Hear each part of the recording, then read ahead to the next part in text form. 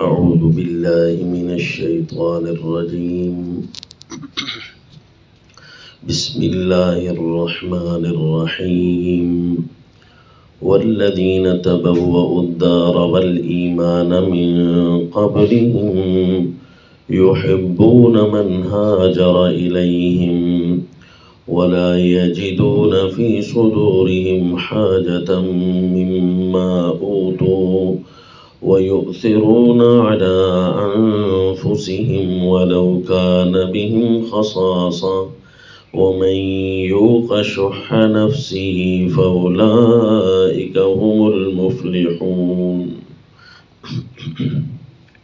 وصلی اللہ علی النبی الکریم. سورہ الحشر آیت نمبر 9. انصار صحابہ اکرام رضوان اللہ تعالی علیہم اجمعین کی صفات اور ان کی تعریف اور ان کے حقوق اس آیت میں بیان ہو رہے ہیں. ذکر مہاجرین ان سے پہلے ہے. مہاجرین فی سبیل اللہ کی فضیلت جو دنیا ما فیہا سے بہتر ہے، اس کے لیے ایک لفظ ہی کافی ہے کہ انہوں نے سب کچھ چھوڑ چھاڑ دیا اپنے ایک اللہ کے دین کے لیے. اس لیے اللہ کریم انہیں فرماتے ہیں اولئک هم الصادقون. یہی لوگ ہیں جنہوں نے سچا کر دکھایا اور یہی سچے ہیں کہ سب کو چھوڑ چھاڑ دیا ایک اللہ کے دین کے لیے. اور پھر جہاں گئے تو وہاں جو صحابہ اکرام تھے جنہوں نے ہجرت کی فضیلت تو نہ پائی، لیکن ایک اور بہت بڑی فضیلت تھی، وہ کہ اپنے مہاجر بھائیوں کو ٹھکانہ دینا. اور ایسا ٹھکانہ دیا کہ اللہ کریم نے ان کی تعریف فرمائی. تو درجے میں یہ ایک ایسی فضیلت پا گئے جو دنیا میں اور کسی کو نہ ملی. جس طرح مہاجرین صحابہ اکرام ایسی فضیلت پا گئے جو انصار صحابہ اکرام کو نہ ملی، لیکن دوسرے رنگ میں ان کی حیثیت اور ان کی پوزیشن اللہ نے بہت اونچی کی. فرمایا والذین تبوؤا الدار والایمان من قبلہم یحبون من ہاجر الیہم، کہ یہ وہ لوگ ہیں تبوؤا الدار، دار الحجرہ، یعنی مدینہ طیبہ میں انہوں نے سکونت اختیار کر رکھی ہے مہاجرین سے پہلے، اور وہیں پر ایمان لائے. رسول اللہ صلی اللہ علیہ وسلم ان کے پاس بھی نہیں تھے، وہاں سے چل کر آتے اور مکہ مکرمہ آ کر اللہ کے نبی کے ہاتھ پر بیعت کرتے. اسی لیے اللہ نے یہ لفظ ان کی فضیلت کے لیے ارشاد فرمایا والذین تبوؤا الدار والایمان من قبلہم، جنہوں نے دار الہجرت اور ایمان یہ ان سے پہلے مدینہ طیبہ میں حاصل کر لیا تھا. اب یہ کیا کرتے ہیں کہ یحبون من ہاجر الیہم، جو بھی ان کی طرف ہجرت کر کے آئے ان کو یہ بہت پسند کرتے ہیں، بڑا خوش ہوتے ہیں ان سے کہ مومن ہمارے پاس آ گئے. جبکہ کسی کے پاس جانے سے فطرتاً ایک چیز دل سے نکلتی ہے کہ ہماری تو اپنی بھی ضروریات زیادہ تھی، لیکن اللہ کریم فرماتے ہیں کہ وَلَا يَجِدُونَ فِي صُدُورِهِمْ حَاجَةً مِّمَّا أُوتُوا. صحابہ اکرام ان کو گھر کا حصہ بھی دے رہے ہیں، ان کو ٹھکانے بھی دے رہے ہیں مہاجرین صحابہ کو، اور اگر ان کو جو فضیلت اللہ نے ہجرت والی نصیب فرمائی دل میں خیال تک بھی نہیں لاتے کہ ان کو تو ہم سے زیادہ فضیلت مل گئی ہے، کیونکہ وہ اس بات کے اقرار کرتے ہیں کہ اگرچہ ہم ان کو گھر دے رہے ہیں، ہجرت کر کے آنے والے کی پسند کرتے ہیں، لیکن ان کی بہت بڑی فضیلت ہے کہ یہ لوگ اپنا سب کو چھوڑ چھاڑ کر آ گئے. اور پھر اسی اچھے گمان اور اچھی ذہن ہونے کی وجہ سے اللہ کریم نے ان کی تعریف فرمائی. اور پھر ایک اور صفت بھی صحابہ کی بیان فرمائی جس کا امت کو درس دیا جا رہا ہے کہ وَيُؤْثِرُونَ عَلَىٰ أَنفُسِهِمْ وَلَوْ كَانَ بِهِمْ خَصَاصَةٌ، کہ اپنے اوپر یہ دوسروں کو ترجیح دیتے ہیں اگرچہ ان کو اس بات کی ضرورت بھی ہوتی ہے. اس کی چاہت بھی ہوتی ہے، وہ کہتے ہیں چلیں ہم نہ صحیح ہمارے بھائی صحیح، ہم نہ صحیح مومن صحیح، ہمیں ضرورت ہے ہمارا اللہ اور بندوبست کر دے گا، جو سب کو چھوڑ چھاڑ کر آئے ہیں یہ زیادہ ضرورت مند ہیں۔ تو اللہ کریم فرماتے ہیں اپنا مال دوسروں کو دے دینا یہ تو ہے ہی اعلیٰ، لیکن وَمَن یُوقَ شُحَّ نَفْسِهِ، جو اپنے نفس کے بخل سے بچ گیا، فَأُولَٰئِکَ هُمُ الْمُفْلِحُونَ، یہ لوگ تو کامیاب ہیں۔ اب اس کو کیا کہتے ہیں؟ بخل اور شح دونوں عربی کے لفظ ہیں۔ بخل یہ ہے کہ اپنا مال کسی کو نہ دینا، اور شح یہ ہے کہ دوسرے کے مال میں دست اندازی کرنا۔ فرمائے یہ اپنا مال بھی دوسروں کو دے دیتے ہیں مہاجرین صحابہ کرام کو، جبکہ دوسروں کا مال تو دیکھنا ہی درکنار، ان کی طرف ان کا اوپر ظلم کرنا تو درکنار، اپنا مال بھی دے دیتے ہیں مہاجرین کو۔ فَأُولَٰئِکَ هُمُ الْمُفْلِحُونَ، یہی لوگ ہیں کبھی نقصان نہیں پائیں گے، ہمیشہ کامیاب رہیں گے۔ حتیٰ کہ مسند احمد وغیرہ میں روایت آئی ہے کہ مہاجرین فی سبیل اللہ نے آپ صلی اللہ علیہ وسلم سے عرض کیا، ما رأینا مثل قوم قدمنا علیہم احسن مؤاساتا فی قلیل ولا احسن بدلا فی کثیر، کہ ہم نے جتنی بھی کسی قوم کو ایسا نہیں پایا جس طرح کہ ہمارے بھائی انصار صحابہ اکرام ہیں، انہوں نے تھوڑی سی چیز میں بھی ہماری خیر خواہی اور ہمارے ساتھ دل لگایا۔ احسن مواساتا فی قلیل ولا احسن بذلا فی کثیر، اور جب خرچ کرنے پر آتے ہیں تو بہت زیادہ ہم پر خرچ کرتے ہیں۔ لقد کفونا المعونہ واشرکوناہم فی المہنہ، ہم اب ایسا کرتے ہیں کہ اپنی محنت مشقت کو خود کافی ہو جاتے ہیں، اور جو یعنی زمین وغیرہ یا باغ ہیں تو ان کو ہم خود کافی ہوں گے، اور اب ان کو کام نہیں کرنے دیں گے بلکہ ہم ان کو پھلوں کے اندر شریک کر دیں گے۔ لقد خشینا ان یذهبوا بالاجر کلہ، کیونکہ ہمیں یہ خطرہ ہے کہ یہ سارا اجر ان کو ہی مل جائے گا، پھر ہمیں کچھ نہیں ملے گا۔ مہاجرین صحابہ اکرام نے خواہش ظاہر کی کہ اب ہم آئندہ کام کریں گے اور پھل ان کو دیں گے۔ اللہ کے نبی نے فرمایا نہیں، ایسا نہ کریں، ما اثنیتم علیہم ودعوتم اللہ لہم، جب تک تم ان کی تعریفیں اسی طرح دل میں بٹھائے رکھو گے اور اللہ سے ان کے لیے دعائیں کرتے رہو گے تو اللہ تمہیں بھی اجر دے گا۔ جبکہ صحابہ اکرام انصار صحابہ اکرام کی حالت یہ تھی کہ بخاری شریف میں ہے، دعا النبی صلی اللہ علیہ وسلم الانصار ان یقطع لهم البحرین، اللہ کے نبی نے انصار صحابہ اکرام کو بلایا کہ بحرین کے علاقے کے کچھ اموال اور کچھ باغات زمینیں ان کے نام کر دی جائیں۔ قالوا لا الا ان تقطع لاخواننا من المہاجرین مثلہ، انہوں نے فرمایا نہیں اللہ کے نبی ہمیں نہ دیں، ہمیں اگر دینا ہے تو ہمارے مہاجرین بھائی ان کو بھی اس جیسا ہی دیں، ہمیں برابر ملے تو ہم تب لیں گے، ویسے ہم بھی نہیں لیتے۔ کیونکہ مہاجرین صحابہ اکرام جیسی عظیم شخصیات جو سب کو چھوڑ چھاڑ آئے ہیں، وہ دنیا نہیں لے رہے تو ہم کیوں لیں، یہ لیں گے تو تب ہم لیں گے۔ قال اما لا، اللہ کے نبی نے فرمایا اچھا تم نہیں لیتے تو فاصبروا حتی تلقونی فإنہ سیصیبکم بعدی اثرا، پھر ڈٹ کر رہنا، صبر کرنا، تم مجھے ضرور آ کر ملو گے دن قیامت، کیونکہ میرے بعد تمہارے اوپر کوئی نہ کوئی ترجیحی امور آنا شروع ہو جائیں گے، پھر تم صبر کرنا۔ اور ایک دوسری روایت میں ہے کہ حضرت سیدنا ابو ہریرہ رضی اللہ عنہ فرماتے ہیں کہ انصار صحابہ اکرام نے فرمایا اللہ کے نبی ہمارے اور ہمارے بھائیوں کے درمیان ایک کھجوریں تقسیم کر دیں، کچھ ہماری ہیں تو کچھ ان کو دے دیں، ہمارے باغ ہیں ہم ان کو دینا چاہتے ہیں۔ اللہ کے نبی نے فرمایا نہیں، تم اپنے باغ اپنے پاس ہی رکھو۔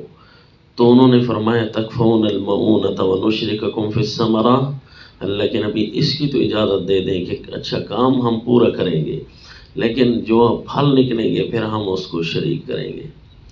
اللہ کے نبی نے اس کی اجازت دے دی تو فرمایا سمعنا واطعنا، اللہ کے نبی جو ہم نے سنا اس پر ہم عمل کریں گے۔ انصار صحابہ اکرام کی یہ صفت قرآن بیان کرتا ہے کہ اپنے مال پر دوسروں کو فوقیت دیتے ہیں کہ ہمارے مال یہ لے جائیں۔ حتیٰ کہ اسی طرح کی ایک بات حدیث پاک میں یوں بھی آتی ہے، مسند احمد میں بھی ہے کہ حضرت انس رضی اللہ عنہ فرماتے ہیں کہ ہم بیٹھے تھے اللہ کے نبی کے ساتھ، تو اللہ کے نبی نے اچانک فرمایا یطلع علیکم الآن رجل من اہل الجنہ، کہ ابھی تمہارے پاس ایک جنتی آدمی گزرے گا۔ اچانک انصار کے ایک صحابی تشریف لائے، تنظف لحیتہ من وضوئہ قد تعلقن علیہ بیدہ الشمال، ان کی جو داڑھی مبارک سے وضو کا پانی گر رہا تھا، چلتے ہوئے جا رہے تھے، یعنی ابھی وضو کیا ہے، اور ان کے بائیں ہاتھ کے اندر جوتیاں تھیں۔ تو دوسرا دن ہوا تو اللہ کے نبی نے اچانک سے پھر اسی طرح فرمایا، پھر وہی صحابی گزرے، فطلع ذلک الرجل مثل المرۃ الاولی، پھر جب تیسرا دن ہوا اللہ کے نبی نے پھر اسی طرح فرمایا مثل مقالتہ ایضا، پھر وہی صحابی اپنی پہلی حالت کی طرح وہاں سے گزر رہے تھے۔ تو حضرت عبداللہ ابن عمر ابن العاص رضی اللہ عنہ ان کے پیچھے پیچھے گئے اور فرمایا میری کچھ حاجت ہو گئی ہے اپنے گھر، میں گھر نہیں رہ سکتا 3 دن، اگر آپ مجھے اپنے پاس رہنے کے لیے 3 دن دے دیں، حتیٰ تمضیہ فعلت، تاکہ جو ہے میں اپنی حاجت پوری کر لوں۔ تو وہ تو پہلے بھی اپنے صحابہ اکرام مہاجرین صحابہ کو سب کچھ دینے کے لیے تیار تھے، تو انہوں نے فرمایا کیوں نہیں، تشریف لائیں۔ تو حضرت عبداللہ فرماتے ہیں کہ میں اس کے پاس رہا 3 راتیں، کوئی ایسی خاص بات نہیں دیکھی جو اس کے اندر اسپیشل ہو جس کی وجہ سے اللہ کے نبی 3 دن اس کو بشارتیں سنا رہی ہیں، غیر انہ اذا تعارى تقلب على فراشه، صرف یہی ہے کہ جیسے اس کی رات آنکھ کھلتی تو اٹھ کر اپنے جو ہے بستر سے الگ ہو جاتا، ذکر اللہ وکبر حتیٰ یقوم لصلاۃ الفجر، اٹھتا اللہ کا ذکر کرتا، نماز پڑھتا، حتیٰ کہ فجر کی نماز تک یہی حالت رہتی۔ حضرت عبداللہ فرماتے ہیں غیر انی لم اسمعہ یقول الا خیرا، صرف اتنی بات ہے کہ زبان سے کوئی لفظ نکالتا تو وہ سارا خیر پر مبنی ہوتا، کوئی زبان سے دوسرا لفظ نہ نکالتا۔ جب 3 راتیں گزر گئی وَكِدْتُ أَنْ أَحْتَقِرَ عَمَلَهُ، اور میرے دل میں یہ آیا کہ بس اس کا عمل اتنا زیادہ تو نہیں جو باقیوں کا نہ ہو، تو پھر میں نے اس سے پوچھ لیا کہ میری اور تو کوئی حاجت نہیں تھی، صرف یہی تھی کہ میں آپ کی بات کو ڈھونڈنے آیا تھا کہ کیا وجہ ہے، سمعت رسول اللہ صلی اللہ علیہ وسلم یقول لک 3 مرار، کہ 3 دفعہ اللہ کے نبی مسلسل تجھے یہی فرما رہے ہیں کہ یطلع علیکم الآن رجل من اہل الجنہ، کہ ابھی جنتی آدمی یہیں سے آئے گا، تو 3 دفعہ آپ ہی وہیں سے گزرتے۔ تو فلم میں اسی لیے آپ کے پاس آیا تاکہ جو ہے آپ کی بات کو ڈھونڈ لوں، تو پھر میں اسی پر میں بھی عمل کروں گا۔ فلم اراک تعمل کثیر عمل، ایسا تو بہت سارا عمل میں نے نہیں دیکھا، کیا وجہ ہے کہ آپ کو یہ مقام ملا ہے؟ انہوں نے فرمایا بھائی ما ہوا الا ما رأیت، آپ دیکھ رہے ہیں کہ بس میں اسی طرح ہی ہوں، میں نے کوئی خاص تو نہیں کیا۔ جب جانے لگا تو انہوں نے پھر مجھے بلایا اور فرمایا کہ کام تو وہی ہیں جو آپ نے میرے دیکھے ہیں، بس کوئی نیا صحابہ اکرام سے ہٹ کر تو نہیں کرتا، بس ایک بات اسپیشل ہے کہ اپنے دل کو سمجھاتا ہوں روزانہ، غیر انی لا اجد فی نفسی لأحد من المسلمین غشا، میں کسی مسلمان کے بارے میں اپنے دل میں ذرا سا بھی کو کھوٹ، غصہ، لا احسد احدا علی خیر اعطاہ اللہ ایاہ، ذرا بھی اپنے دل میں نہیں رکھتا، ولا احسد، اور کسی پر حسد نہیں کرتا، جو خیر اللہ نے کسی کو مرتبہ عطا کیا ہو تو میں اس پر خوش ہوتا ہوں۔ تو حضرت عبداللہ نے فرمایا ہذہ التی بلغت بک، یہی تو وہ درجہ ہے تو تجھے مل گیا ہے، اور یہ وہ درجہ ہے کہ عام لوگ اس کی طاقت ہی نہیں رکھتے، وہی التی لا تطاق، یعنی دوسروں کو فضیلت دینا اور ان کے ساتھ خوش ہو جانا، یہ صحابہ اکرام کی صفت تھی جو اللہ تعالیٰ نے یہاں بیان فرمائی۔ اسی لیے حدیث پاک میں آیا افضل الصدقۃ جہد المقل، کہ بہترین صدقہ یہ ہے کہ جس کے پاس کہ جو تھوڑا رکھتا ہے اور محنت اس کی زیادہ ہو جاتی ہے، تو اس کی محنت کو پورا ہو جاؤ، یہ سب سے افضل صدقہ ہے تاکہ اس کی محنت کم ہو جائے۔ جبکہ قرآن میں جو درجہ بیان کیا ہے وہ تو صرف یہ ہے. مفسر ابن کثیر رحمہ اللہ فرماتے ہیں کہ صدقے کا یہ درجہ ہے کہ یطعمون الطعام علی حبہ وآت المال علی حبہ. سورہ دہر آیت نمبر 8، سورہ البقرہ آیت نمبر 177 میں فرمایا کہ کھانا کھلاتے ہیں اس کی محبت ہونے کے باوجود، اور اسی طرح مال دیتے ہیں مال کی محبت ہونے کے باوجود. لیکن اس سے بھی ایک اعلیٰ درجہ وہ یہ ہے کہ جو جس طرح صحابہ اکرام تھے کہ ان کے پاس تھوڑا تھا مہاجرین کا، لیکن ان کی محنت کو کافی ہو جانا اور ان کو دے دینا بہت کچھ، یہ اس سے بھی افضل صدقہ ہے. یؤثرون علی انفسہم ولو کان بہم خصاصہ ومن یوق شح نفسہ فاولئک هم المفلحون. جو اپنے نفس کے بخل سے بچ گیا، یعنی اپنا مال دوسروں کو دینے سے بخل نہ کیا یا دوسروں کے مال کو اپنا مال نہ سمجھا، فاولئک هم المفلحون، تو وہ لوگ کامیاب ہو جاتے ہیں. حدیث پاک میں ہے